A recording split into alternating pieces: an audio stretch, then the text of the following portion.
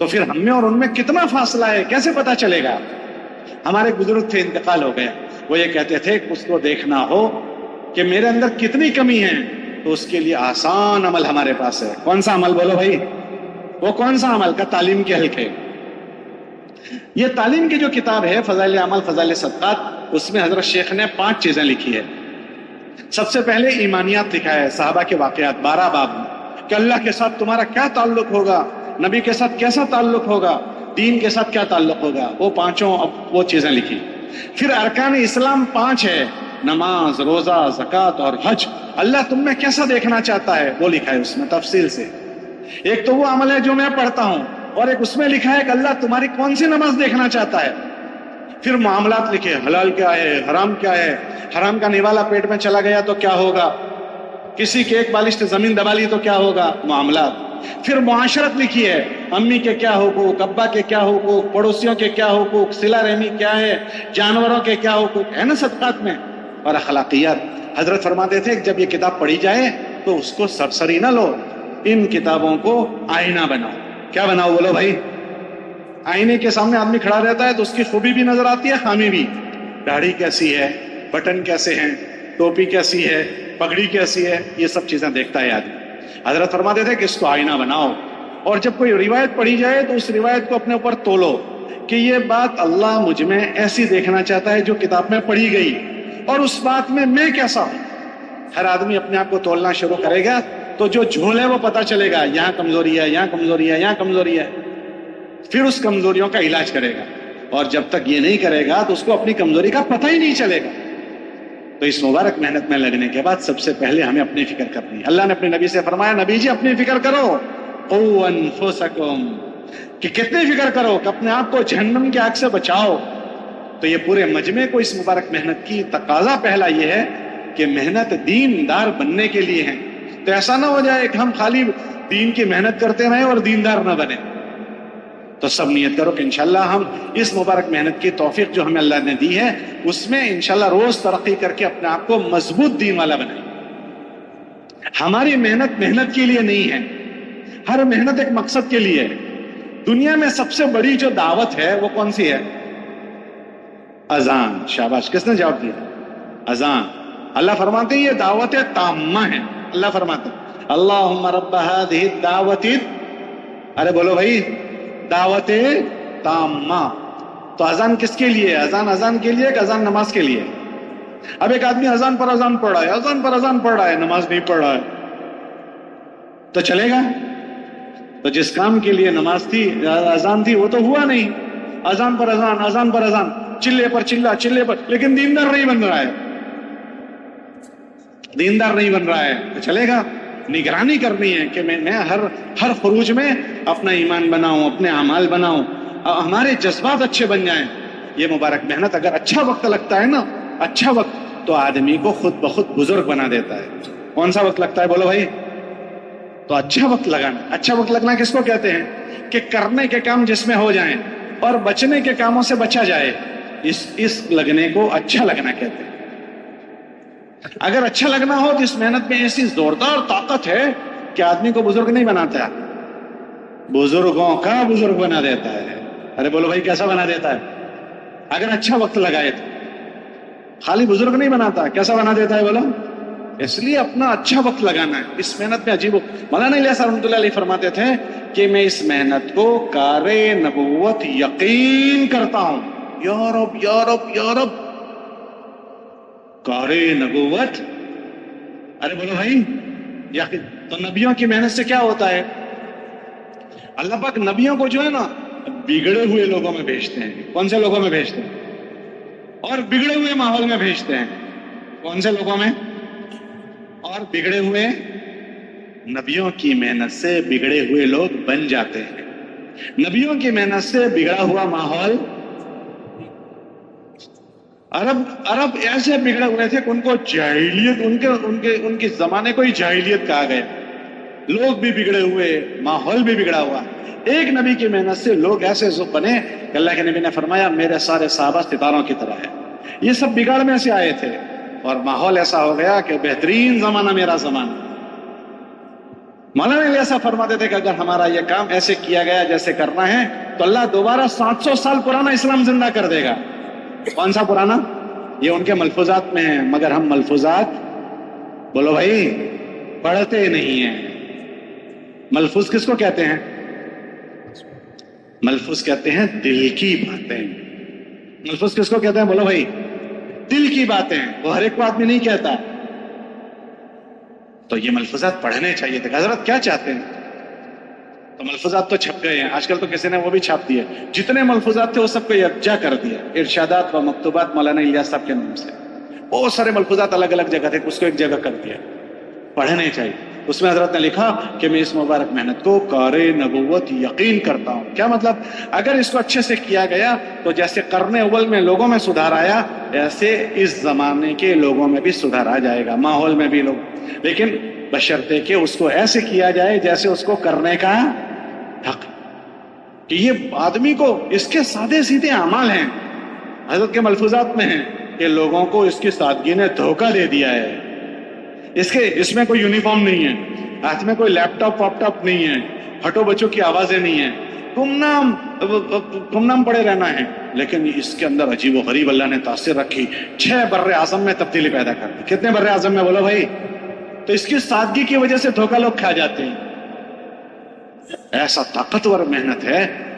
ہمارے وہاں ایک بزرگ تھے حضرت رائے پوری رحمۃ اللہ علیہ. آپ نے نام سنا ہے؟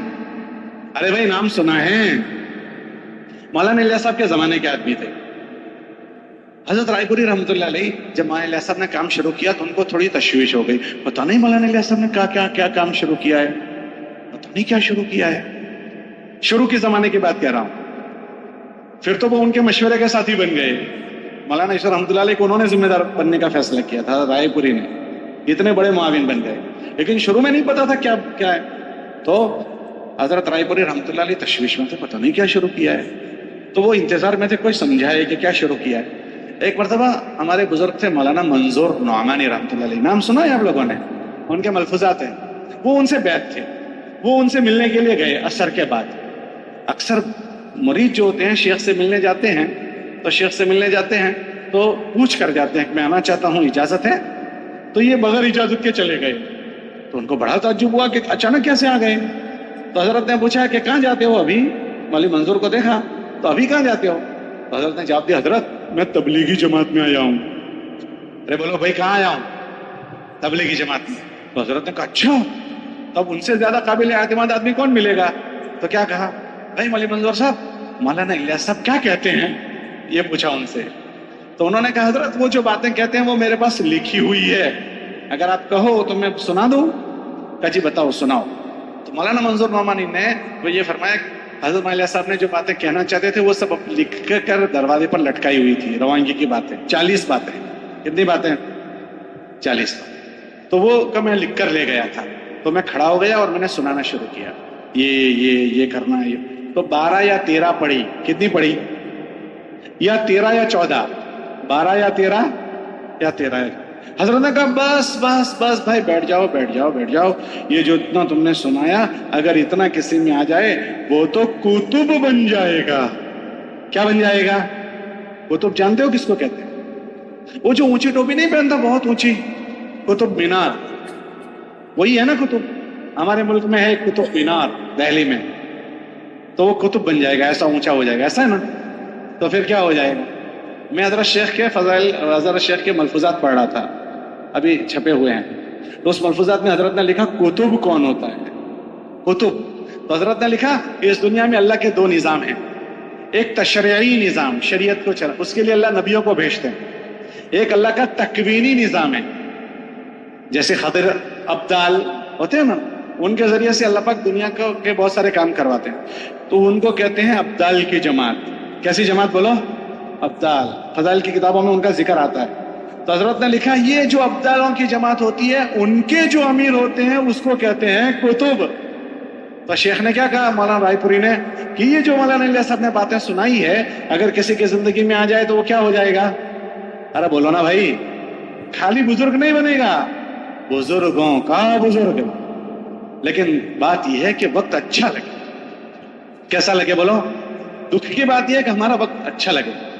اس لیے ہمیں بھی اپنا وقت اچھا لگانا ہے اور ہماری جتنی جماعتیں ہم روانہ کریں ان کو روانگی کی بات اچھی سمجھا کر بھیجنی ہے، خوب اچھے سمجھا کر بھیجنی ہے۔ مولانا اسلام رحمۃ اللہ علیہ جماعت روانہ کرتے تھے، 2.5 گھنٹے روانگی بیان کرتے، پھر میاں جی سے کہتے تھے میاں جی ابھی انہوں نے بات سمجھی نہیں، ان کو روک لو، کل دوبارہ بیان کرو، پھر دوسرے دن روانگی بیان کرتے تھے، اور بعض مرتبہ 3 دن جماعت کو روک کر روانگی سمجھا کر بھیجتے تھے۔ اب ہم 3 دن کے دن کی جماعت کو 10 منٹ روانگی بیان کرتے ہیں۔ اکثر نیا مجمع تبلیغ میں 3 دن کے راستے سے آتا ہے، اب ہم روانگی بیان نہیں کرتے۔ کرنے کے کیا کام ہے؟ 4 چیزوں میں زیادہ وقت لگانا ہے، 4 میں کم سے کم وقت لگانا ہے، 4 بالکل نہیں کرنا ہے، ہوتا ہے 4 چیزیں نہیں بولنی ہے، منعقد جماعت بنانی ہے، مسجد وار جماعت بنانی ہے، مسجد میں وقت گزارنا ہے، یہ ساری باتیں 10 منٹ میں کیسے ہو جائے گی؟ حضرت 2.5 گھنٹے بیان تک روانگی کی بات اچھی کریں۔ حضرت کے بیان میں پڑھ رہا تھا، اس میں نے پڑھا کہ اللہ کے راستے کا زمانہ جو ہے، خروج کا زمانہ، وہ بننے کا زمانہ۔ بولو کون سا زمانہ؟ پھر حضرت نے فرمایا کوئی چیز بننے کے زمانے میں بگڑ گئی، اب اس کے بننے کی کوئی جگہ نہیں رہے گی۔ اللہ کے راستے میں آدمی بنتا بھی ہے اور اللہ کے راستے میں آدمی بگڑتا بھی ہے۔ حضرت نے پھر 2 مثالیں دی کہ بننے کے 2 جگہ کا بگڑا ہوا کہیں نہیں بنے گا، یہ فرمایا۔ 2 جگہ کا بگڑا ہوا کیا نہیں ہوگا؟ حضرت نے فرمایا ایک علم سیکھنے گیا اور علم سیکھنے کے زمانے میں اس نے گناہ کیے اور غفلت کی، تو علم سیکھنے کے زمانے میں اگر کوئی بگڑ گیا اب وہ نہیں بنے گا۔ پھر فرمایا ایک اللہ کے راستے میں گیا ہوا اگر غلط کر دے تو وہ بگڑ گیا، پھر وہ نہیں بنے گا۔ پھر حضرت نے 2 مثالیں دی۔ یہ مثال دی کہ اللہ کے راستے کا زمانہ ایسا ہے جیسے ماں کے پیٹ میں بننے کا زمانہ، ماں کے پیٹ میں بچے کے بننے کا زمانہ۔ بچہ کہاں بنتا ہے؟ ارے بولو بھائی کہاں بنتا ہے؟ ماں کے پیٹ میں۔ اب کوئی بچہ اس بننے کے ماحول میں جہاں اس کو بننا ہے صحیح نہیں بنا، آنکھیں بہنگی رہ گئی، کان بہرے رہ گئے، آنکھ لولا رہ گیا، پیر لنگڑا رہ گیا اور عیب دار پیدا ہو گئے۔ اب جو مادرزاد عیب دار پیدا ہوا، بننے کے ماحول میں پورا نہیں بنا، اس کو ماں ڈاکٹروں کے پاس لے کر پھرے کہ اس میں یہ کمزوری رہ گئی، اس کو ٹھیک کر دو، تو جو مادرزاد پیدا ہو کمزوری کے ساتھ اس کو کوئی ڈاکٹر ٹھیک کر سکتا ہے؟ ارے بولو کر سکتا ہے؟ تو حضرت فرماتے تھے کہ اس کا قصور یہ ہے کہ یہ بننے کے زمانے میں بگڑ گیا۔ کون سے زمانے میں بگڑا ہے؟ بننے کے زمانے میں۔ پھر اب اس کا سدھار نہیں ہوگا۔ پھر دوسری حضرت نے مثال دی کہ بھائی روٹی کہاں بنتی ہے؟ تنور میں بنتی ہے، توے پر سیکتے ہیں، یہ اس کے بننے کی جگہ ہے۔ کوئی روٹی تنور میں ہی جل گئی، کوئی روٹی توے پر ہی خراب ہو گئی، اب توے سے اترنے کے بعد وہ ٹھیک ہو جائے گی کہ بھائی یہ خراب کہاں ہوئی ہے؟ ارے بولو بھائی یہ خراب کہاں ہوئی؟ کیا بننے کی جگہ پر؟ اگر بننے کی جگہ پر وقت صحیح نہیں گزرا تو پھر آدمی بجائے بننے کے مفاسد کے ساتھ واپس آتا ہے، سگریٹ پیتا ہوا آتا ہے، تمباکو کھاتے ہوئے آتا ہے، گناہ کرتے ہوئے آتا ہے۔ تو ہمیں اپنے وقتوں کی نگرانی کرنی، اتنا طاقتور کام ہے یہ۔ جس جگہ کی نیکی کی بڑی اس جگہ کا گناہ بھی بڑا۔ اللہ کے راستے میں بڑی بڑی نیکیاں ہیں، پھر وہاں غفلت ہوگی تو وہاں کے گناہ بھی بڑے ہوں گے۔ اس لیے خود بھی اچھا وقت لگانا ہے اور ہماری جماعتوں کو اچھے سے روانگی کی بات کرنی ہے، بھر کے بھیجنا ہے۔ حاجی صاحب فرماتے تھے بھر کے بھیجو، اور واپس آئیں تو اچھے سے واپسی کی بات کریں، کارگزاری سنیں پھر واپسی کی بات کریں۔ کیوں واپسی کی بات کرنی ہے؟ اس لیے یہ سب پرانوں کا مجمع ہے، اس لیے میں تھوڑی سی مذاکرہ کر رہا ہوں کہ واپسی کی بات اس لیے کرنی ہے کہ یہ مہینے میں 3 دن اللہ کے راستے میں گیا ہے، اب 27 دن اس کو گھر میں رہنا ہے۔ اب 27 دن اگر اس کو ماحول نہیں ملے گا تو یہ ٹک پائے گا؟ ارے بولو بھائی ٹک پائے گا؟ نہیں ٹک پائے گا۔ تو اس کو اپنے مقام پر جمنے کی، اپنے معاملات میں رہنے کی، معاشرت میں رہنے کی ساری بات سمجھا کر بھیجنا پڑے گا۔ اب ہم واپسی میں کتنی دیر بات کرتے ہیں، تو اس کو ہمیں واپسی کی باتیں سمجھا کر بھیجنا پڑے گا اپنے اپنے علاقوں میں جو جماعتیں آئے اس کو۔ تو رواں خود بھی اچھی روانگی کرنی ہے، اچھا وقت گزارنا ہے، اور ساری جماعتیں اچھا وقت گزارے اس کی محنت کرنی ہے۔ تو اگر یہ چیز ہو گئی تو انشاءاللہ اس سے ہم دیکھیں گے کہ ہم خود بھی بنیں گے اور ہمارے ذریعے سے ہزاروں لوگ بنتے چلے جائیں گے۔ یہ ہماری بہت بڑی کمائی ہے۔ یہ جتنے جوڑ ہوتے ہیں وہ ان چیزوں کو یہ دہرانے کے لیے یہ سب چیزیں ہم جانتے ہیں، مگر ہمیں یاد دلانا، اللہ فرماتے ہیں کہ یاد دلاتے رہو، ایمان والوں کو یاد دلانا نفع دیتا ہے، کہ ہماری اپنی ذات کی غفلت نہ آ جائے، کہ مجھے اپنی ذات کو دیندار بنانا ہے، اس میں غفلت نہ آئے۔ مجھے اپنے گھر والوں کو دیندار بنانا ہے. کتابوں میں آتا ہے اوروں کی دینداری کا ہم سے سوال نہیں ہوگا، گھر والوں کی دینداری کا سوال ہے نا، کہ تم میں سے ہر آدمی ذمہ دار ہے اور اس سے اپنے ماتحتوں کا سوال ہوگا. تو ہمارے ماتحت میں ہماری اولاد ہے، ہماری بیوی ہے، تو ان میں یہ فکر آنی چاہیے، ہماری بیویوں میں، ہمارے بچوں میں فکر آنی چاہیے. ایسا نہ ہو جائے سارے جہاں سے باخبر، اپنے جہاں سے اپنے گھر والوں کو ہم، اس میں جو فکر اللہ نے ہم کو دی ہمارے گھر والوں کو ہم دیں. ہماری موجودگی میں ہمارے بچے تبلیغ میں لگ جانے چاہیے. ہمارے بچے تبلیغ میں لگے، اس کے لیے کیا کریں گے؟ حضرت جی فرماتے تھے کہ اپنے گھر والوں کو دین میں لگا دو، دین مستورات کو. حضرت فرماتے تھے ایک مرد کا بننا ایک مرد کا بننا ہے، اور ایک عورت کا بن جانا ایک نسل کا بن جانا ہے. کیا فرماتے تھے حضرت؟ بولو بھائی. ایک مرد کا بننا ایک مرد کا بننا، اور ایک عورت کا بن جانا، اگر عورت بن گئی تو پوری نسل بن جائے گی. حضرت فرماتے تھے مرد کا دین دروازے کی چوکھٹ تک، اور عورت کا دین گھر کے اندر تک. ہم اپنی بیویوں کو شریک کر لیں. اگر ہماری بیویاں شریک ہو گئی تو بچے جو ہوتے ہیں وہ ماں کے تابع ہوتے ہیں. کس کے تابع ہوتے ہیں؟ بولو بھائی. ہم کسی کو پوچھیں کہ بھائی تمہاری زبان کون سی ہے، تو کیا پوچھتے ہیں؟ تمہاری مادری زبان کون سی ہے. ایسا پوچھتے ہیں تمہاری پیدری زبان؟ ارے بھائی بولو نا، آپ کے وہاں کیا پوچھتے ہیں؟ انگریزی میں پوچھتے ہیں تمہاری مدر ٹنگ. ویسا پوچھتا ہے فادر ٹنگ. عربی میں پوچھتے ہیں لغت الام، لغت الاب نہیں پوچھتے. بچے ماں کی بولی بولتے ہیں. ماں جس ڈگر پر ہوگی بچے اس ڈگر پر جائیں گے. تو ماں بن گئی تو پورا گھر بن جائے گا. اس کو کہتے ہیں گھر والی. کیا مطلب اس کا؟ وہ گھر کی والی ہے. وہ کیا ہے؟ بولو بھائی. گھر کی والی ہے. گھر میں کس کی چلتی ہے؟ ارے بولو بھائی. بچوں پر بھی ماں کی چلتی ہے. اور میں ایسا نہیں کہتا ہوں بچوں کے ابا پر بھی اسی کی چلتی ہے، لیکن اگر ایسا کہوں تو آپ کو برا بھی نہیں لگانا چاہیے. کتابوں میں آتا ہے آخر زمانہ ایسا آئے گا کہ عورتیں گھروں میں قبلہ ہو جائے گی. کیا ہو جائے گی؟ بولو.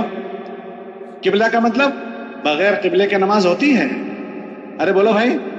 تک اب بغیر ان کی منشا کے گھر کا کوئی کام نہیں ہوگا، وہی قبلہ ہو جائے گی. آج اگر میں کہوں 80-90% قبلہ ہو گئی تو شاید برا ہو جائے گا. ہمارے گھر میں رشتہ آئے لڑکے لڑکی کا، ٹھیک ہے، رشتہ آیا اور بیوی چاہتی ہے کہ وہ رشتہ ہو جائے، ہم چاہتے ہیں وہ رشتہ نہ ہو، تو کیا ہوگا؟ جی ذرا زور سے بولو. کیوں ہو جائے گا بھائی؟ ہم تو چاہتے ہیں نہ ہو اور وہ چاہتی ہے ہو جائے، تو ہو جائے گا یا نہیں ہوگا؟ کیسے ہو جائے گا؟ وہ گھر والی ہے. بابا جی کہہ رہے ہیں وہ گھر والی ہے. وہ آپ کا اتنا ذہن بنائے گی کہ آپ کو اس کی بات ماننی پڑے گی. اچھا رشتہ آیا، ہم چاہتے ہیں ہو جائے اور وہ چاہتی ہے نہ ہو، تو کیا ہوگا؟ کیوں نہیں ہوگا بھائی؟ تو میں وہی تو کہہ رہا ہوں کہ آخر زمانے میں وہی قبلہ ہو جائے. تو ہم عورتوں سے نظر انداز نہ کریں، اپنی بیویوں کو اپنی ان فکروں میں شریک کرنے سے نظر انداز نہ کریں. دنیا میں مردوں سے زیادہ عورتیں ہیں، اور عورتوں سے زیادہ اور بچے عورتوں کے تابع ہیں. تو ہم اپنی ان عورتوں کو اپنی فکروں میں شریک کریں. یہ بیویاں جو ہیں وہ لڑنے کا رشتہ نہیں ہے، یہ لڑنے کا رشتہ نہیں ہے. دنیا کا سب سے پہلا رشتہ بیوی ہے. اللہ نے دنیا میں سب سے پہلے آدم کے ساتھ کس کو بنایا؟ ہم ان کی اماں کو بنایا، ان کی بیوی کو بنایا؟ ان کی بیوی. ہماری اماں، ان کی بیوی. بھائی ہمارے گھر میں ہماری اماں، ابا کی بیوی. تو آدم علیہ السلام کے ساتھ جو تھی وہ کون تھی؟ ہماری اماں، لیکن آدم کی. تو دنیا کا پہلا رشتہ کون سا؟ بیوی. ارے بولو بھائی پہلا رشتہ کون سا؟ بیوی. اور آخری رشتہ بھی جنت میں کس کے ساتھ جاؤ گے؟ ارے بولو بھائی جنت میں کس کے ساتھ جاؤ گے؟ بیوی کے ساتھ جانا ہے. تو پہلا رشتہ بھی بیوی اور آخری رشتہ بھی. یہ لڑنے کا رشتہ نہیں ہے، یہ لڑنے کا رشتہ نہیں ہے، یہ محبت کا رشتہ ہے. اسی سے ہماری نسل چلے گی، اس سے ہم لڑتے رہیں گے صبح سے شام تک. یہ پیار کا رشتہ ہے. یہ کون سا رشتہ ہے؟ یہ محبت کا رشتہ ہے. اگر ہم یہ چاہتے ہیں کہ اپنی بیویوں کو اپنی فکروں میں شریک کریں تو اپنی بیویوں کو ہم محبت دیں. محبت فاتح، ارے بولو نا بھائی، علامہ اقبال کا شعر ہے، محبت فاتح عالم، دلوں کو اگر کھول دیتی ہے محبت۔ اللہ کے نبی علیہ السلام کی نے اپنی بیویوں کو محبت دی اور اپنی فکروں میں شریک کیا۔ صحابہ فرماتے ہیں ہم نے آدھا دین، وحی کا آدھا دین امی جان سے سیکھا، عائشہ رضی اللہ عنہ سے۔ کتنا دین بولو بھائی؟ ان عائشہ رضی اللہ تعالیٰ عنہ کو حضور کیسے لے کر چلے، کیسے لے کر چلے؟ اتنی محبت دی ہے کہ نہ پوچھو بات۔ حالانکہ ان کے اندر رشتہ سوکنوں کا تھا، سوکنوں کے بہت مسئلے ہوتے ہیں۔ سوکن کس کو کہتے ہیں جی؟ دو بیویاں ہوں کسی کی، ان کے آپس کے رشتے کو کون سا رشتہ کہتے ہیں؟ ارے بولو نا بھائی، ہمارے ملک میں تو سوکن کہتے ہیں، آپ کے ملک میں کیا کہتے ہیں؟ سوکن جانتے ہو کس کو کہتے ہیں؟ آپ کبھی چھری تیز کرنے گئے ہو؟ چھری یا کینچی تیز کرنے جاتے ہیں تو وہ جب اس کو تیز کرتے ہیں تو اس میں سے کیا نکلتی ہے؟ چنگاریاں نکلتی ہے۔ وہ جو چنگاری نکلتی ہے اس ایک چنگاری کو کن کہتے ہیں۔ کیا کہتے ہیں؟ اگر وہ ایک آنکھ میں آ جائے، آنکھ میں، تو آنکھ کو کیا کرے گی؟ ارے بولو بھائی، پھوڑ دے گی۔ کیا کرے گی؟ ایک کن اگر آنکھ میں آ گئی تو آنکھ کو پھوڑ دے گی۔ اور جب دو بیویاں جمع ہو جائے تو اس کو کیا کہتے ہیں؟ ایک کن نہیں، کتنی کن؟ 100 کن۔ کتنی کن بولو بھائی؟ جنہوں نے کیا ان سے پوچھ لینا کیسی کن ہے وہ۔ تو سوکنوں کا رشتہ ہے حضور کے گھر میں، 11 بیویاں ہیں، تو ان کے وہاں بھی وہ سارا ہوتا تھا جو سوکنوں میں ہوتا ہے۔ اللہ نے یہ ساری معاشرت ان کے ذریعے سے وجود لا کر ہم کو بتائی کہ تم کیا کرو گے۔ حضور علیہ السلام کے گھر میں بھی وہ سارا ہوتا تھا جو عام انسانوں کے گھر میں ہوتا ہے، کہ وہ چاہتی تھی کہ حضور علیہ السلام کو میں خدمت کروں، میرے گھر میں آئے تو میں کروں۔ لیکن اللہ کے نبی علیہ السلام ان کو لے کر چلتے تھے۔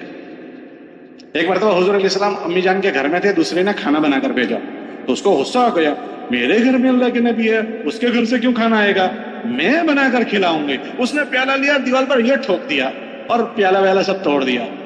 حضور نے کچھ نہیں کہا، وہ جانتے ہیں کہ غیرت کا تقاضا ہے۔ امی جان فرماتی ہے میں نے ایسا کیا، نہ مجھے ڈانٹا، نہ مجھے دھمکایا، نہ مجھے ایسا کیا، نہ ایسا کیا، وہ سب ہوتا تھا۔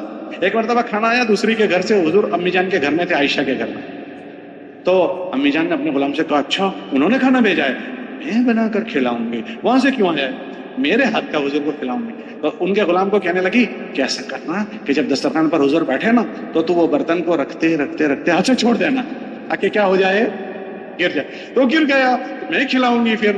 تو حضور سمجھ گئے کیا ہو رہا ہے۔ ان سب چیزوں میں حضور ان کو کیسے لے کر چل رہے ہیں، اتنا لاڑ دیا، اتنا لاڑ دیا، اتنا پیار دیا۔ جب کھانے بیٹھے ہیں امی جان تو امی جان نے گوشت اٹھایا اور یوں لیا اور یوں توڑ کے رکھا۔ اللہ کے نبی علیہ السلام نے وہی ٹکڑا اٹھایا اور کھایا نہیں۔ میں کہہ رہا تھا محبت دینے کی چیز ہے اور محبت کو دکھانا پڑتا ہے، محبت کہنے کی چیز نہیں ہے۔ محبت کیا کرنی پڑتی ہے، ارے بولو بھائی۔ تو اللہ کے نبی علیہ السلام نے وہ گوشت اٹھایا، کھایا نہیں، اس کو دکھایا، تو نے یہاں منہ لگایا تھا، میں وہیں منہ لگا رہا ہوں، یوں کر کے اسی جگہ سے ہونٹ لگائے اور وہاں رکھایا اور رکھا۔ یہ محبت دکھا رہے ہیں گھر والی کو۔ پھر امی جان نے پانی اٹھایا اور یوں ہونٹ پر لگایا اور پانی پیا اور گلاس رکھ دیا۔ اللہ کے نبی علیہ السلام نے وہی گلاس اٹھایا اور پیا نہیں، پہلے اس کو دکھا رہے ہیں تو نے یہاں ہونٹ لگایا تھا، میں بھی ہونٹ وہیں لگا رہا ہوں، اور پھر پانی پی رہے ہیں۔ تو محبت دکھا رہے ہیں، ایسا لاڑ دے رہے ہیں، ایسا پیار دے رہے ہیں۔ ایک مرتبہ کہیں سے سفر سے آ رہے تھے، گھر والوں سے کہا اچھا میرے ساتھ دوڑ لگاؤ گے، تو انہوں نے کہا لگاؤں گی۔ تو سب صحابہ سے کہا تم آگے نکل جاؤ، سب کو آگے بھیج دیا، اور پھر آگے بھیج کر امی جان سے کہا چلو دوڑ لگائیں گے، تو انہوں نے دوڑ لگائی، یوں دوڑ لگا۔ تو امی جان ہلکی تھی، حضور بھارے تھے، تو آگے نکل گئی، ٹھیک ہے کوئی بات نہیں تم جیت گئی۔ پھر ایک موقع آیا، اللہ کے نبی نے فرمایا دوڑ لگاؤ گی میرے ساتھ، کہا لگاؤں گے۔ تو سارے صحابہ سے کہا چلو آگے نکلو، سب آگے نکل گئے۔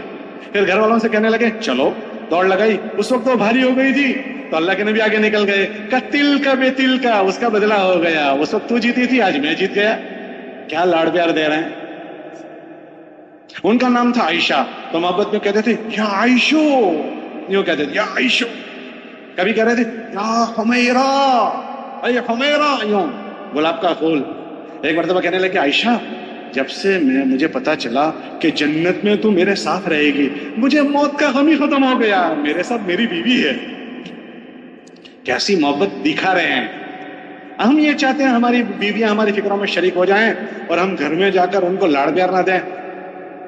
یہ سارے رویوں کے ساتھ گھر کی تعلیم، ان سارے رویوں کے ساتھ اللہ کے راستے کا خروج، تو ہماری فکریں لے لے گی۔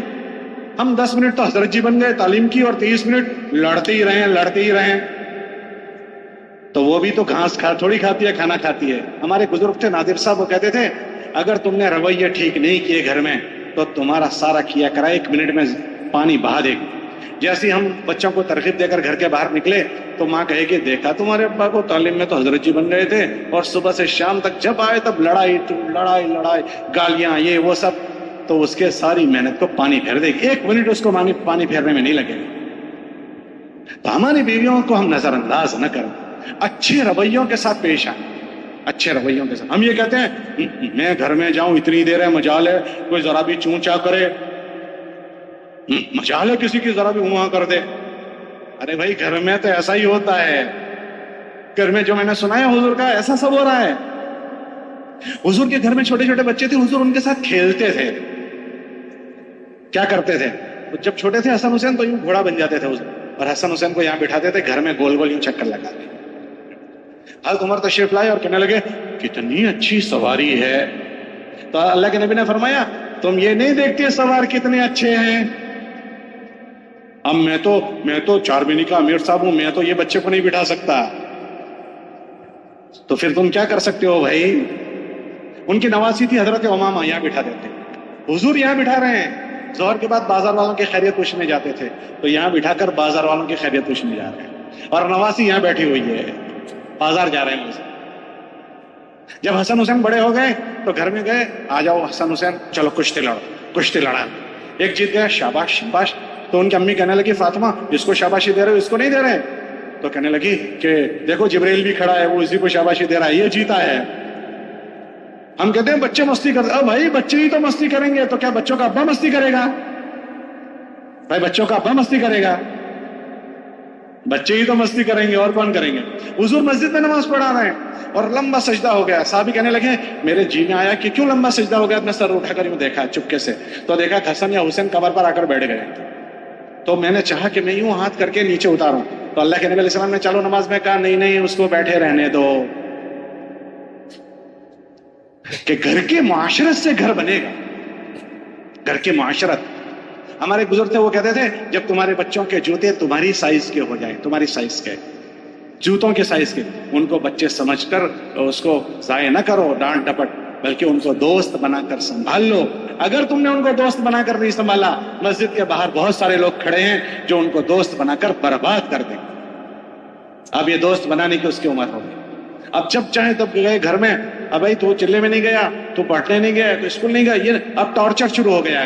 اگر ٹارچر شروع ہوا تو ہم میں اور ان میں نفرت پیدا ہو جائے گی، اور ایک دروازے سے ہم داخل ہوں گے، دوسرے دروازے سے وہ باہر چلا جائے گا۔ نرمی سے دینا ہے، نرمی اور محبت سے۔ کتابوں میں آتا ہے اللہ جو چیز نرمی سے دیتے ہیں سختی سے نہیں دیتے۔ اللہ ما یعطی علی الرفق لا یعطی علی العنف، اللہ نرمی سے جو دیتے ہیں وہ سختی سے نہیں۔ کیوں کتابوں میں لکھا من حرم من الرفق حرم من الخیر کلہ، جو نرمی سے محروم ہو گیا وہ ساری بھلائیوں سے محروم ہو گیا۔ اگر ہم یہ چاہتے ہیں کہ ہمارے گھر میں یہ چیز منتقل ہو، اپنی بیویوں کے ساتھ نرم رویے، اولادوں کے ساتھ نرم رویے، یہ نہیں میں گھر میں جاؤں تو مجالے کسی کے چونچا کرے، گھر والے ہمارا انتظار کریں ہمارے آنے کا۔ حضرت امی جان فرماتی ہے کہ حضور ہمارے ساتھ آتے تھے تو ایسے ہم کو کہ اب ہمیں چھوڑ کر جائیں گے ہی نہیں، اور جب اذان ہوتی تھی تو ایسے چلے جاتے تھے کہ گویا ہم کو پہچانتے ہی نہیں۔ حضور روزانہ گھر والیوں کو 2 مرتبہ ٹائم دیتے تھے۔ کتنی مرتبہ؟ اللہ کے نبی علیہ السلام ساری نفلی عبادت گھر میں کرتے تھے۔ اشراق کی نماز حضور مسجد میں پڑھتے تھے، فجر سے لے کر اشراق تک مسجد میں ہوتے تھے۔ اشراق کے بعد ساری گھر والیوں کی خبر پوچھتے تھے کھڑے کھڑے، کیسی ہو کیسی ہو کیسی ہو کیسی ہو، پھر اس گھر میں چلے جاتے تھے جہاں حضور نے رات گزاری ہے، وہاں ہوتے تھے۔ ایک تو روزانہ صبح میں سب کی خیریت پوچھتے تھے، سب کو ٹائم دیتے تھے، پھر روزانہ عصر کے بعد اس گھر میں جا کر حضور بیٹھ جاتے تھے جس گھر میں رات گزارنی ہے، ساری گھر والیاں اس گھر میں آتی تھی اور حضور کے ساتھ باتیں ہوتی تھی۔ ہم نے وہاں زبیر صاحب کو دیکھا، وہاں انعام صاحب رحمۃ اللہ علیہ روزانہ عصر کے بعد گھر میں جاتے تھے، تو اس وقت تو سمجھ میں نہیں آتا تھا کہ عصر بعد کیوں جاتے ہیں، جب کتابوں میں پڑھا تب پتا چلا کہ حضور بھی عصر بعد گھر میں جاتے تھے۔ روزانہ ساری گھر والیاں کر بیٹھتی تھی، ورنہ اس گھر والی کا نمبر تو 11 دن بعد لگنا ہے، تو 11 دن تک چھٹی۔ روزانہ 2 مرتبہ خیریت پوچھتے تھے۔ تقاضے تقاضے تقاضے میں گھر تھوڑی بھول جانے کا ہوتا ہے، ورنہ گھر میں آگ لگ جائے گی۔ حضور امام الانبیاء ہے، ان سب کے ساتھ اپنے گھر میں یہ چیز۔ صحابہ فرماتے ہیں ہم نے آدھا دین امی جان سے سیکھا ہے، اچھے رویے گھروں میں رکھنا اور بچوں کو بھی اچھے رویوں سے لینا۔ اگر یہ رویے گھر میں زندہ ہو گئے پھر ان کو اللہ کے راستے کا خروج اثر کرے گا، گھر کی تعلیم اثر کرے گی۔ اس کے ساتھ اللہ کے راستے کا خروج کروائیں۔ جس طرح ہم مردوں کی فکر خروج سے بدلی ہے، ایک عورت کے ساتھ ہماری 10 مجلسیں ذہن سازی کی کرو ایک طرف، اور ایک مرتبہ کا 3 دن کا خروج ایک طرف۔ آپ تجربہ کر کے دیکھ لیں، ایک مرتبہ سمجھایا، 2 بار سمجھایا، 3 بار سمجھایا، 10 مرتبہ سمجھاؤ، اور اس خاتون کے ایک مرتبہ سیروزے لگ گئے تو ایک سیروزے جو اس کی فکر بدلتے ہیں ہماری 10 مجلسیں نہیں بدلتے۔ اس لیے موقع بموقع مستورات کے ساتھ ہمارا خروج ہو، ہم اہتمام سے اپنا اس کا اہتمام کریں۔ جب بچے چھوٹے ہیں تو ان کی تعلیم کا نظام کریں، بڑے ہو جائیں تو ان کو تبلیغ سمجھائیں، تو اس سے گھر محفوظ ہوگا۔ اللہ ہم سے ہماری دینداری پوچھیں گے، اور دوسرے نمبر پر اللہ ہم سے ہمارے بیوی بچے ہمارے ماتحت ہیں اس کا پوچھیں گے، اور تیسرا ختم نبوت کی برکت سے ہمیں اللہ نے پوری دنیا کا ذمہ دار بنایا ہے۔ یوں فرمایا تم میں سے کوئی آدمی اس وقت تک مومن نہیں ہوگا جب تک اپنے بھائی کے لیے وہ چیز پسند نہ کریں جو اپنے لیے پسند کرتے ہیں۔ تو ہم سب کی خیر خواہ بنیں، اس دنیا سے انسانوں کو کما کر جائیں۔ میں نے شروع میں ذکر کیا نا، جیسے عمر ابن خطاب رضی اللہ تعالیٰ عنہ کو ان کی بہن نے کمایا، کیسی زوردار کمائی ہو گئی۔ اس زمانے میں آپ دیکھو، اس زمانے میں کیسے کیسے جیالے لوگوں نے کمائے۔ ہم لوگ ایک مرتبہ یہاں سے جا رہے تھے، ہمارے ملک ہندوستان سہارنپور جا رہے تھے، بائی روڈ جا رہے تھے، پھر وہاں سے ہم کو ہمارے صوبے میں جانا تھا، میں گجرات سے تعلق رکھتا ہوں تو ہم کو وہاں جانا تھا، تو راستے میں ہریانہ پڑتا ہے، وہاں حاجی صاحب کا گاؤں آیا، وہاں سے ہم گزرے، اس گاؤں کا نام ہے گمتھلا۔ کون سا گاؤں؟ تو میں نے پوچھا یہاں کتنے مسلمانوں کے مکان ہیں؟ کہ 9 مکان ہیں۔ کتنے مکان؟ وہ کیسا آدمی ہوگا جو اس 9 مکان والی بستی سے حاجی صاحب کو اٹھا کر لے آیا؟ جو اٹھا کر لایا وہ اس کو تو کوئی جانتا بھی نہیں، لیکن جس کو اٹھایا گیا اس کو پوری دنیا جانتی ہے۔ اس بندے نے ہزاروں انسانوں کو اللہ کا پیغام سنایا، تو وہ ہزاروں انسانوں نہیں کروڑوں انسانوں کو سنایا۔ وہ سارا پیغام حاجی صاحب کو جیسے نامہ اعمال میں جائے گا تو دیکھنا یہ ہے کہ حاجی صاحب کو کون کما کر لایا تھا، کون کما کر لایا تھا۔ جیسے حضور حضرت عمر کو ان کی بہن کما کر لائی تو بہن نہیں کر سکی جو عمر نے کیا ہے، تو حاجی صاحب کو کما کر لانے والا شاید اتنا نہیں کر سکا جو حاجی صاحب نے کیا ہے۔ آپ کے یہاں مولانا جمشید صاحب تھے جن کو مولانا مسیح اللہ صاحب نے بھیجا تھا، میں نے بھی ذکر کیا۔ ہمارے وہاں دیوبند، ہم دیوبند پڑھتے تھے تو دیوبند کے پاس میں ایک بستی ہے مظفر نگر، اس کا ایک گاؤں ہے بھینسانی، وہاں کے وہ تھے۔ تو وہ بھینسانی کو بھی لوگ نہیں جانتے، اور مولانا جمشید صاحب کو کس نے تشکیل کی وہ بھی نہیں جانتے، لیکن مولانا جمشید صاحب نے پوری دنیا کو اللہ کا پیغام سنایا۔ تو مولانا جمشید صاحب کو ملے گا تو کیا اس کو نہیں ملے گا جو ان کو کما کر لایا ہے۔ مولانا عمر صاحب فرماتے تھے ہم انسانوں کو کما کر اس دنیا سے جائیں، ہمارے نامہ اعمال میں بھی اللہ کرے ایسے ہیرے آ جائیں جو حاجی صاحب جیسے ہوں۔ اللہ نے یہ دروازہ بند نہیں کیا ہے، وہ کھلا ہوا ہے، کمانے والے چاہیے۔ اس لیے ہر مہینے اپنے 3 دن کی جماعت بنا کر جائیں۔ یہ جتنا مجمع بیٹھا ہے، آپ کی کارگزاریاں ہوئی، آپ کو رہبری کی باتیں ہوئی، ہم اپنی استعداد دیکھیں، اتنا بڑا مجمع، ہر ساتھی، مولانا امام صاحب رحمۃ اللہ علیہ فرماتے تھے ہر ساتھی اپنے ساتھ مہینے میں 3 دن کی جماعت بنا کر جائیں۔ 3 دن ایک ساتھ پرانے نہ چلے جائیں، ہر ذمہ دار اپنے ساتھ 3 دن کی جماعت بنائیں۔ اور یہ بہت آسان ہے، بہت آسان ہے۔ اگر جتنے ذمہ دار ہیں اتنی جماعتیں اگر بننا شروع ہو جائے گی، نیا نیا خون ہمیں ملے گا، نیا نیا مجمع تبلیغ میں آئے گا۔ تو ہم انسانوں کو کمانے کی لالچ بنائیں، اور ہم یہ نہ سوچیں کہ میں تو چاہتا ہوں لیکن ہمارے وہاں سے جماعت نہیں بنتی ہے۔ جماعت بنانے کا کام بہت آسان ہے۔ ہمارے ایک بزرگ تھے سعید صاحب بھوپالی، ایک بزرگ وہ تھے سعید صاحب جو مولانا الیاس صاحب کے ساتھیوں میں سے تھے، ایک وہ تھے جو مولانا انعام یوسف صاحب رحمۃ اللہ علیہ کے زمانے کے، ہم نے بھی ان کو دیکھا۔ وہ یہ مقامی کام کا مذاکرہ کرتے کرتے کہتے تھے کہ اتنا آسان ہے یہ کام کہ اگر کوئی آدمی یہ چاہے کہ مجھے کرنا ہے، ایک آدمی اگر مسجد میں، وہ بھی پوری مسجد وار جماعت بنا سکتا ہے، وہ جماعت بنا سکتا ہے۔ پھر بات سمجھاتے سمجھاتے کہتے تھے کہ اچھا بھائی بتاؤ، ایک مسجد میں ایک ہی آدمی ہے، اس نے طے کیا کہ مجھے بنانا ہے، آپ مجھے بتاؤ کہ ایک آدمی سے کوئی ملنے کے لیے جائے تو اس کو کتنا وقت چاہیے؟ ایک ملاقات کے لیے کتنا ٹائم چاہیے؟ جی بھائی بتاؤ ذرا زور سے بولو. جی 15 منٹ، آدھا گھنٹہ. چلو کوئی 15 منٹ کرے، کوئی آدھا گھنٹہ، اپنے آدھا گھنٹہ گنو. ایک ملاقات میں آدھا گھنٹہ چاہیے. اب ایک آدمی ایک اکیلا مسجد میں ہے، اس نے یہ سوچا کہ مجھے اکیلے کو محنت کرنی ہے. اب روزانہ 2.5 گھنٹے اس نے فارغ کرنا شروع کیا. آدھے گھنٹے میں ایک آدمی کی ملاقات، تو 2.5 گھنٹے میں کتنے آدمی ہو گئے؟ ارے بولو بھائی، 5 آدمی. ٹھیک ہے. اس کے پاس 27 دن ہے، اس کو 3 دن 28ویں دن جانا ہے. ایک دن میں 5 تو 10 دن میں کتنے؟ 50. دوسرے 10 دن میں 50 اور تیسرے 7 دن میں 35. اگر ایک آدمی روزانہ پابندی سے ایک آدھے گھنٹے میں ایک ملاقات کرے تو روزانہ کی 5، تو 27 دن میں اکیلا 135 کی ملاقات کر سکتا ہے. اب آپ سے میں پوچھتا ہوں کہ جس آدمی نے پورے مہینے میں 135 ملاقاتیں کی ہو، اب 28ویں دن اس کو 3 دن جانا ہے، تو اس کو 135 میں سے 10 آدمی اس کے ساتھ نہیں مل جائیں گے؟ بھائی ذرا زور سے بتاؤ، نہیں مل جائیں گے؟ مل جائیں گے. ہر آدمی کی اپنی جماعت بنا سکتا ہے. اب یہ 3 دن جا کر آیا، اب وہی 3 آدمیوں کو جو 3 دن جا کر آئے 10-15 آدمیوں کے ساتھ، وہی اب اس کے ساتھ مسجد کی جماعت ہو گئی. تو مسجد اور جماعت بنانا آسان ہوا یا مشکل ہوا؟ ارے بولو بھائی، یہ آسان ہے کہ مشکل؟ کون کون کہتا ہے آسان ہے؟ ذرا ہاتھ اٹھاؤ. اکیلا آدمی کر سکتا ہے. اگر اتنا بڑا مجمع ہر مہینے اپنی 3 دن کی جماعت بنائے، ایک دم ہماری 3 دن کا ریشو اوپر جائے گا. ہر اس کو ذہنوں میں لینا ہے. ابھی ہماری 3 دن کی جماعت، ایک مسجد میں 5 ذمہ دار ہیں اور 2 جماعتیں جا رہی ہے. ایک مسجد میں 10 4 مہینے والے ہیں اور 2 جماعتیں جا رہی ہے. ہر ذمہ دار کے ساتھ جماعت جائے. حضرت فرماتے تھے ہر ذمہ دار اپنے ساتھ جماعت جائے. ہمارے وہاں پہلے جوڑ ہوتے تھے، تو ایک مرتبہ یورپ کا جوڑ تھا. یورپ کے جوڑ میں ایک مسجد والوں نے کارگزاری سنائی کہ ہماری 4 جماعتیں جاری ہے مہینے کے 3 دن کی. حضرات نے یہ مذاکرہ کیا. مولانا امام صاحب رحمۃ اللہ علیہ بات فرماتے تھے ہر ذمہ دار اپنے ساتھ ایک معاون لے اور اپنے ساتھ جماعت بنائے. تو وہ فرانس کے لوگ تھے، یورپ میں فرانس کے لوگوں نے ان سے انہوں نے کہا کہ انشاءاللہ ہم یہ نیت کر کے جاتے ہیں جتنے ذمہ دار اتنی جماعتیں بنے. 1.5 سال کے بعد حضرات کا وہاں جانا ہوا، ہم لوگ بھی اس کے بعد وہاں گئے. تو اس مسجد نے سنایا کہ اب ہماری مسجد کی 22 جماعتیں مہینے کی جا رہی ہے. ہم حیران ہو گئے، کیسے 22 جا رہی ہے؟ انہوں نے سنایا کہ جب حضرات نے ہم کو یہ بات کہی کہ ہر مسجد والے یہ دیکھیں کہ آپ کی مسجد کی استعداد کتنی ہے، تو ہم نے بھی آ کر جائزہ لیا. تو ہمارے وہاں مکان پھیلے ہوئے تھے، اس میں جو وقت لگے ہوئے ساتھی تھے ان کو دیکھا تو 28 ساتھی ہمارے پاس ایسے ہیں جو جماعت لے کر جا سکتے ہیں. تو سب کی ہم نے ترتیبیں بنائی.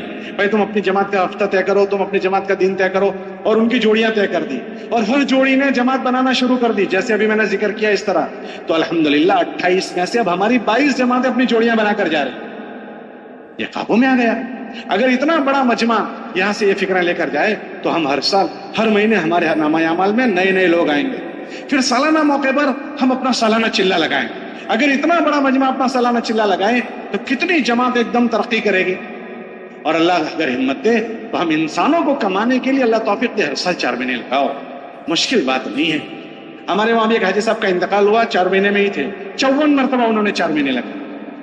54 مرتبہ. ہمارے وہاں تو کثرت سے آواز لگتی ہے ہر سال 4 مہینے کی. تو 54 مرتبہ انہوں نے 4 مہینے، اور 4 مہینے کے دوران میں شب جمعہ میں رات میں انتقال ہوا. انسانوں کو کما کر جانا ہے. مولانا عمر صاحب فرماتے تھے دنیا سے لوگ چیزیں کماتے ہیں، ہم انسانوں کو کمائیں. خروج کے موقع پر جم کر ہمارا خروج ہو. مقام اکثر موقع ہمارا وقت جو لگے گا وہ مقام پر لگے گا. مقام میں بھی انسانوں کو کمائیں. انسانوں کو کمانے کے لیے اللہ نے موقع ہم کو دیا ہے. ہماری جو مقامی محنت کی شکل ہے اس میں ماحول بھی بنے گا اور لوگ ہمارے نامہ اعمال میں آتے چلے جائیں گے. اگر ہمارے مقام پر ماحول نہیں بنا تو اس مقام پر ہم بھی نہیں ٹک پائیں گے. ماحول کا اثر موسم کی طرح ہے. ماحول کا اثر موسم، گرمی کا موسم ہے سب کو گرمی لگ رہی ہے، ٹھنڈی کا موسم ہے سب کو ٹھنڈی لگے گی. تو اگر ماحول مقام پر نہیں ہے، ہم چاہے کتنے بھی پرانے ہم نہیں ٹک پائیں گے. ماحول کا اثر سب پر ہو. دیکھو نا اللہ قرآن میں فرماتے ہیں سب سے پہلا ہم نے دنیا میں جو گھر بنایا وہ بیت اللہ بنایا. بیت اللہ کیا ہے کہ وہ بیت اللہ ہدایت کا مرکز ہے. ہدایت کا مرکز ان اول بیت وضع للناس للذی ببکۃ مبارکا وہدی، وہ ہدایت کا مرکز ہے. ہمارے نبی کے آنے سے ایک لمبا زمانے تک وہاں کوئی محنت والا نہیں آیا، تو وہاں لوگ بت پرست بن گئے. مگر وہ بت پرست ان کی بت پرستی نے اتنا اثر کیا کہ بت پرستی بڑھتے بڑھتے بڑھتے اتنی بڑی کہ بیت اللہ جو ہدایت کا مرکز تھا وہ بھی بت پرستی سے بچ نہیں سکی. جب بیت اللہ نہیں بچ سکتا تو میرا اور آپ کا گھر بچ جائے گا؟ ہماری اور آپ کے گھر اور ہمارے آپ کے محلے بچ جائیں گے؟ اس ماحول کو بنانے کے لیے محلے کی فضا ہے کہ اس کی فضا کے لیے ہم مسجد کی فکریں ہر گھر میں پہنچا دیں. ہمارے میاں جی محراب رحمۃ اللہ علیہ تھے مولانا الیاس صاحب کے ساتھیوں میں سے، وہ فرماتے تھے کہ تمہاری جو فکریں ہیں ہر گھر میں پہنچاؤ تو وہ محلے والے تمہاری فکروں میں شریک ہوں گے. ہماری فکریں ہی گھروں میں نہیں پہنچی اور ہم یہ تمنا کریں کہ محلے والے ہماری فکروں میں شریک ہو جائیں تو ہو جائیں گے. تو ان فکروں کو لے کر محلوں میں پھرنا ہے. میاں جی محراب فرماتے تھے کہ ایسی محنت کا نظام بناؤ کہ تمہاری مسجد کے اطراف کے 100% مکان ہر 15 دن پر پوری ملاقاتیں ہو جانی چاہیے کہ یہ محلے میں ہمارے رہتا ہے، وہ دنیا بھر کی باتیں روز سنتا ہے، کم سے کم 15 دن میں ایک مرتبہ تو اللہ رسول کی کچھ بات وہ سنے. اگر 15 دن میں بھی ہم نے اللہ رسول کی اس کو بات نہیں سنائی، آخرت کی بات نہیں سنائی، تو دوسری باتیں اس نے سنی ہیں، پھر وہی باتیں محلے میں پھیلے گی. تو ایسا ایک تو نظام بنے کہ ہماری مسجد کی جماعت ہدف بنائے، ہمارے اتنے مکان ہیں، ان مکانوں کو 15 دن میں وصول کر لینا ہے، 15 دن میں ہمیں 100% تک پہنچنا ہے.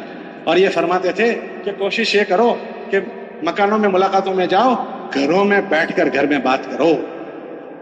کیوں گھر میں بیٹھ کر بات کرو؟ کہ گھر میں بیٹھ کر اس لیے بات کرو کہ ہم اپنی فکروں میں گھر کے سارے افراد کو شریک کرنا چاہتے ہیں. اب اس گھر میں ابا ہیں، 3 بیٹے ہیں، 4 بیٹے ہیں، 3 لڑکیاں ہیں، ماں والدہ ہے. اب آپ نے ان کے پاس سے دکان پر ملاقات کر لی، کھیت میں ملاقات کر لی، فیکٹری میں ملاقات کر لی، گھر میں 10 آدمی ہیں. اب آپ نے آپ کی فکروں میں کتنوں کو شریک کیا؟ ارے بولو بھائی کتنوں کو شریک کیا؟ 9 ایک طرف ہے اور ایک آدمی ایک طرف ہے. جب وہ گھر میں جائے گا تو 9 ایک طرف ہے، وہ غالب رہیں گے یا ایک ہے وہ غالب رہے گا؟ ارے بولو بھائی 9 غالب رہیں گے. ہم اپنی فکروں میں سب کو شریک کرنا چاہتے ہیں.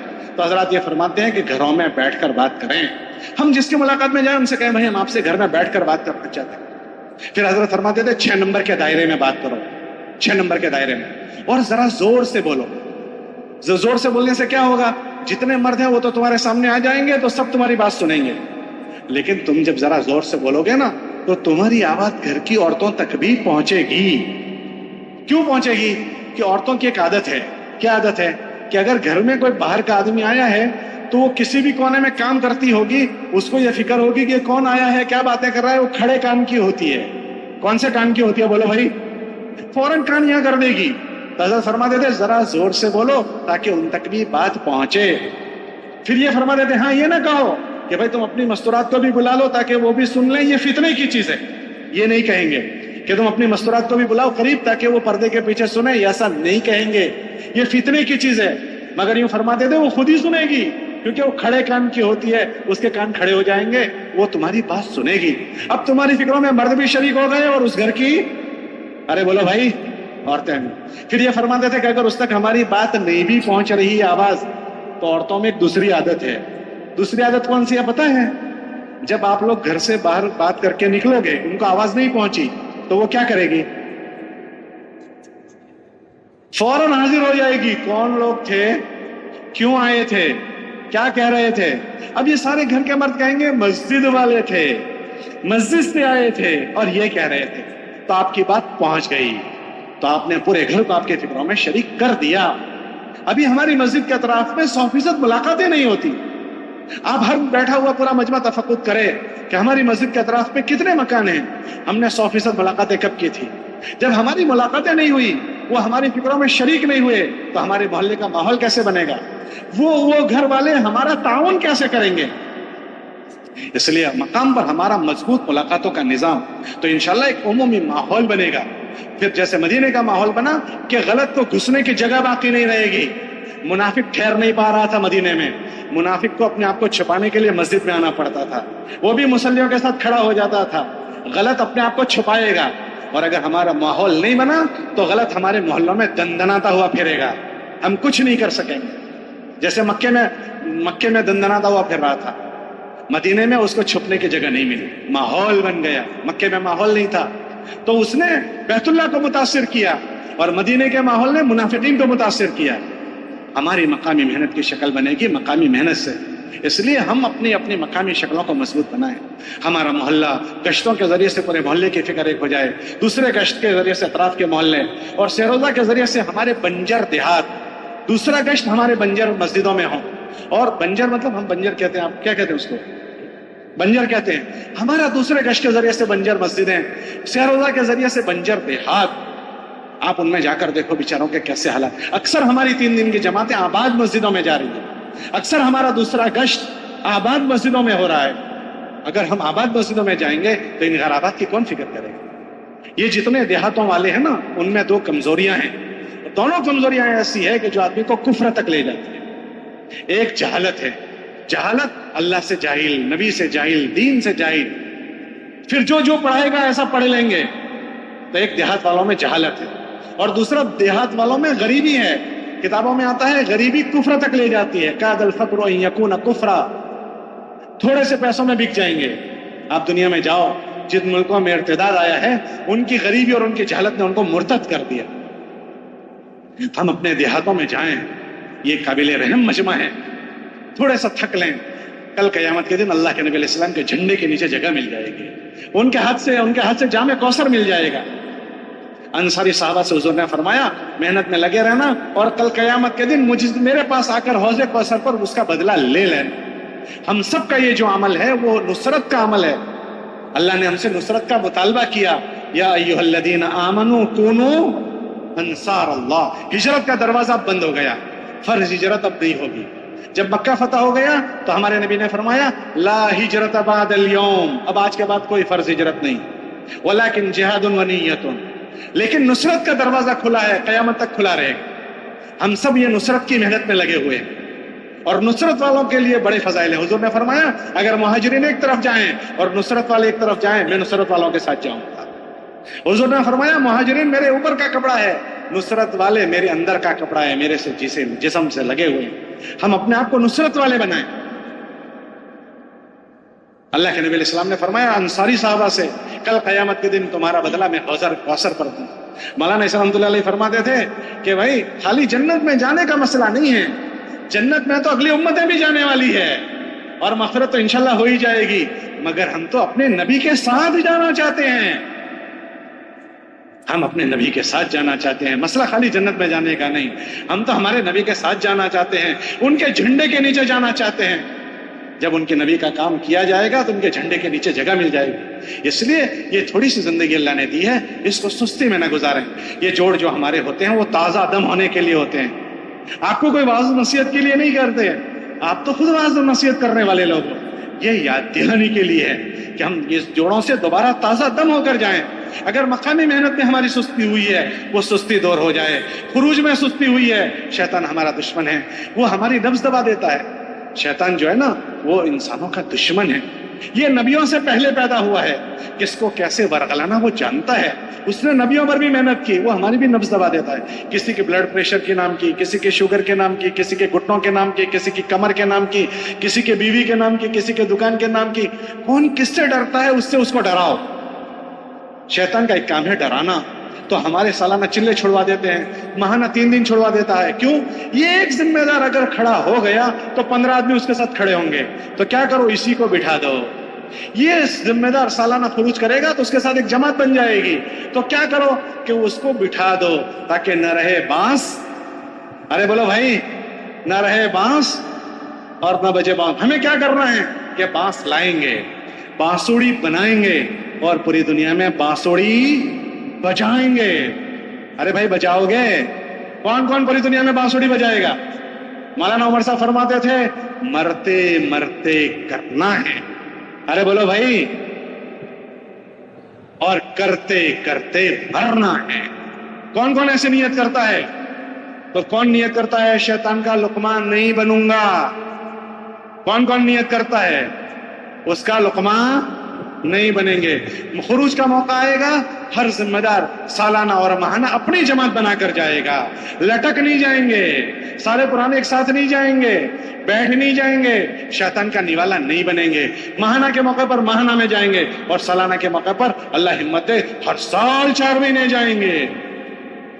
بھائی ہر سال جاؤ گے اور مقام کے موقع پر اہتمام سے روزانہ ملاقاتوں کا نظام ایسا بنائیں گے کہ 100% مکانوں تک جلدی جلدی پہنچیں گے، ہر 15 دن میں پہنچیں گے، اور پہلے گشت دوسرے گشت کے ذریعے سے فضا بنائیں گے، دیہات والوں کی فکر کریں گے۔ انشاءاللہ ہمارے نامہ اعمال میں ایک بہت بڑا انسانوں کا مجموعہ جمع ہو جائے گا۔ جب اللہ کے دربار میں جائیں گے، او ہو، آپ کے جھنڈے کے نیچے آپ کے پیچھے ایک بہت بڑا ٹولہ کا ٹولہ ہوگا۔ یہ کون ہے آپ کے پیچھے؟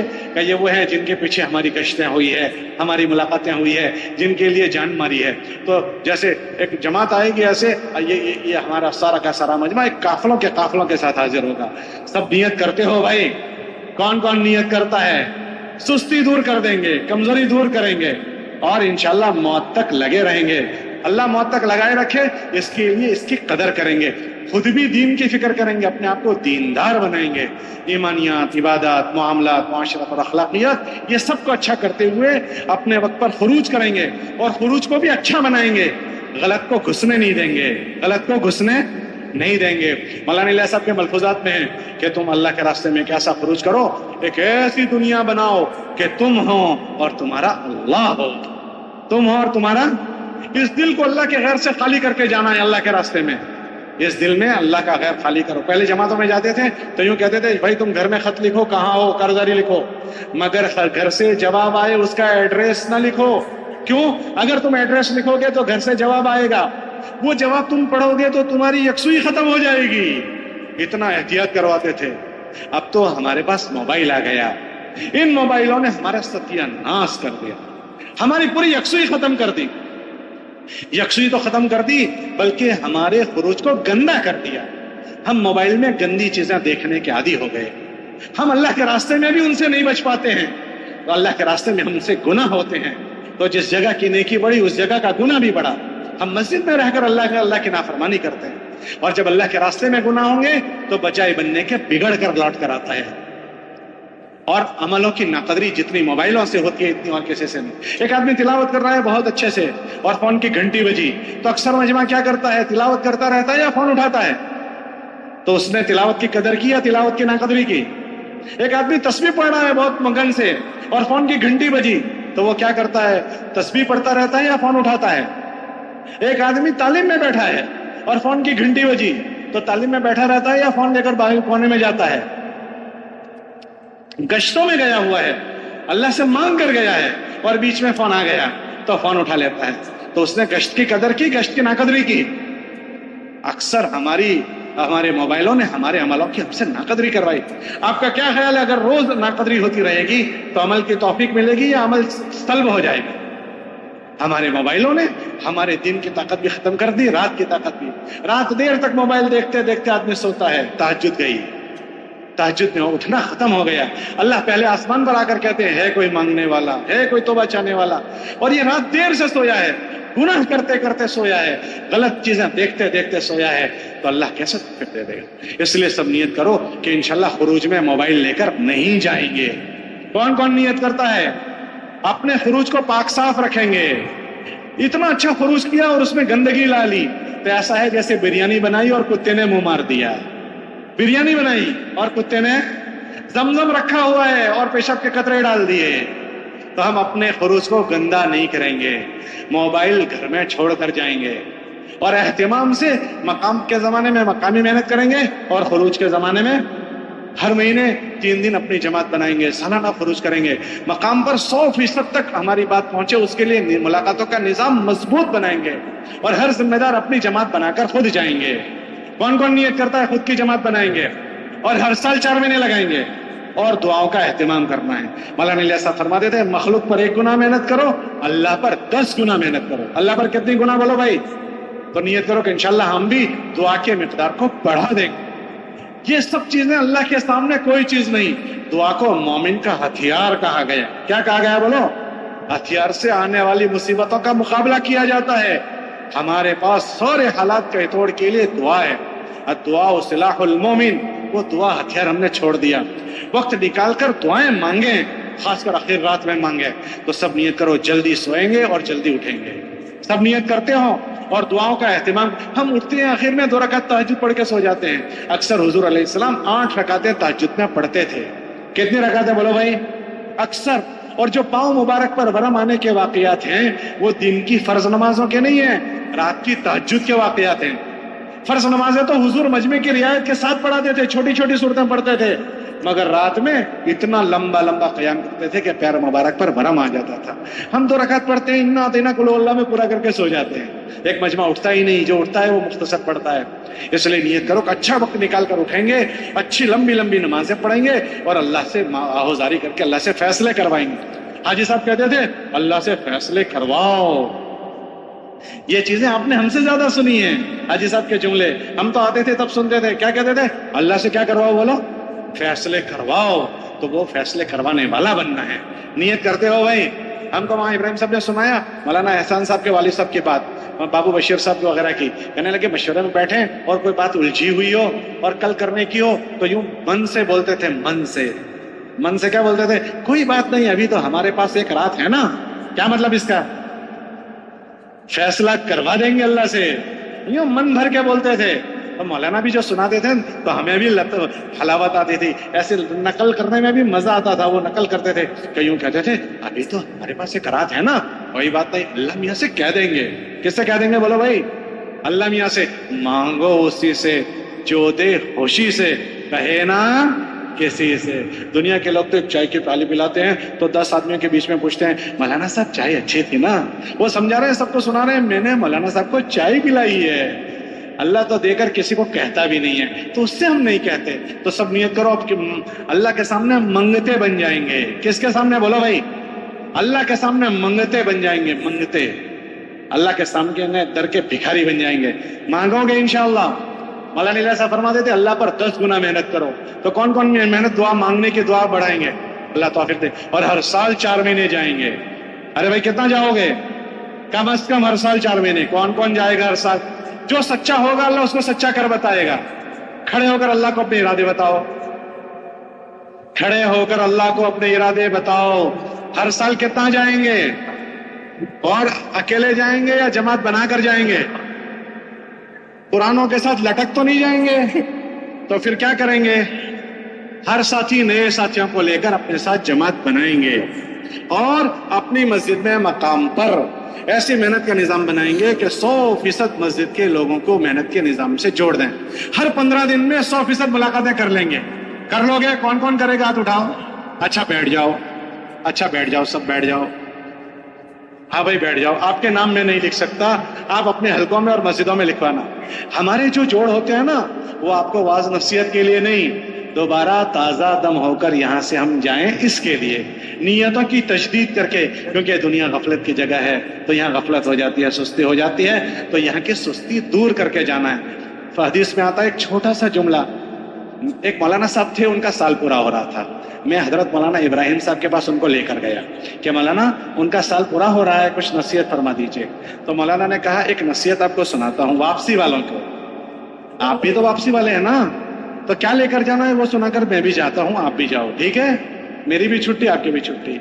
تو مولانا صاحب کے پاس میں لے کر گیا تو مولانا نے کہا میں بھی نظام الدین میں جب تھا تو میں وقت لگا رہا تھا تو میں واپس ہو رہا تھا، میرے ساتھ ایک مولانا صاحب تھے برطانیہ کے، مولانا یعقوب صاحب قاسمی، تو ہم مولانا یوسف صاحب کے پاس گئے کہ حضرت ہماری واپسی ہو رہی ہے تو ہمیں کچھ نصیحت کر دیجئے۔ تو حضرت اپنے دروازے پر کھڑے تھے چوکھٹ پر یوں، اور کھڑے کھڑے کا اچھا واپس جا رہے ہو؟ تو کھڑے کھڑے چھوٹا سا جملہ سنایا، کہا اس سے چھوٹا ذخیرہ حدیث میں تم کو کوئی حدیث بھی نہیں ملے گی۔ اور پھر وہ حدیث سنائی، قفلتن کا غزوتن، قفلتن کا غزوتن، واپسی ایسے کرو جیسے اللہ کے راستے میں جا رہے۔ کیا مطلب اس کا؟ ایک آدمی اللہ کے راستے میں جاتا ہے 4 مہینے 7 مہینے سال، ٹھیک ہے، تو وہ اللہ کے راستے میں جاتا ہے تو کام کرتا رہتا ہے، پھر اس میں کھانا بھی کھاتا ہے۔ تو کوئی جا کر پوچھے ہو بھائی تم یہاں کھانا کھانے آئے ہو؟ تو کیا کہے گا؟ ہاں بھائی ہم تو جماعت میں آئے ہیں، حالانکہ وہ کیا کر رہا ہے ابھی، مگر وہ کہہ رہا ہے نہیں میں کھانے نہیں آیا ہوں، میں کیوں آیا ہوں؟ ایک آدمی جماعت میں نکلا ہے اور سو گیا، تو کوئی آیا بستی والا، او بھائی تم سونے آئے ہو؟ تو کیا کہے گا وہ؟ نہ بھائی ہم تو جماعت میں آیا ہے۔ ایک آدمی کپڑے دھو رہا ہے، کسی نے آ کر کہا بھائی تم کپڑے دھونے آئے ہو؟ تو کیا کہے گا؟ نہ بھائی میں جماعت میں آیا ہوں۔ تو ساری ضرورتیں اپنی پوری کرتا ہے مگر سب کو کہتا ہے میں جماعت میں آیا ہوں۔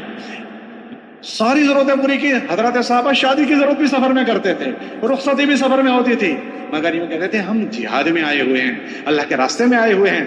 تو حضرت نے فرمایا واپسی ایسے کرو جیسے تم اللہ کے راستے میں جا رہے ہو. دکان پر بھی جائیں گے, بیوی بچوں میں بھی جائیں گے, کاروبار میں بھی جائیں گے, مگر ہم اللہ کے راستے میں ہیں. جس طرح اللہ کے راستے میں رہنے والا اپنے سارے کام کرتا ہے مگر یہ کہتا ہے میں اللہ کے راستے میں ہوں, ایسے ہم گھر میں رہنے کے زمانے میں ہمارے دل دماغ پر یہ سوار ہو کہ میں کہاں ہوں, بولو بھائی اللہ کے راستے میں ہوں. بیوی بچوں کے پاس بھی جانا ہے, کاروبار میں بھی جانا ہے, مگر طبیعتوں میں یہ سوار رہا میں اللہ کے راستے میں ہوں, تو ہمارا اجر بھی روز بڑھتا جائے گا اور کام میں جی لگے گا. تو ہماری بھی واپسی ایسے ہو جیسے اللہ کے راستے میں جا رہے ہیں. ایسا نہیں کہ آج پورا ہو گیا 3 دن کا جوڑا, چھٹی, اس کو چھٹی نہ ملی جس نے سبق یاد کیا. آج کا سبق سنا دیا, چھٹی نہیں, آگے کا سبق پڑھو. اس کا مطلب کیا ہوتا ہے, اس کو چھٹی نہ ملی جس نے سبق, کیا مطلب آج کا سبق آپ نے سنا دیا تو چھٹی نہ, بھائی آگے کا سبق باقی ہے وہ شروع کرو. تو جو یہاں سبق حضرات کو دینا تھا دے دیا, اب اس کو چھٹی نہ ملی جس نے سبق, اب آگے کا ابھی لے کر یہاں سے جانا ہے. تو غفلتن کا غزوتن, اب واپسی ایسے ہوگی جیسے اللہ کے راستے میں جا رہے ہیں. ٹھیک ہے انشاءاللہ. ہم بھی آپ سے دعاؤں کی گزارش کرتے ہیں. سبحان اللہ, بھائی بیٹھے رہیں, کوئی ساتھ نہیں.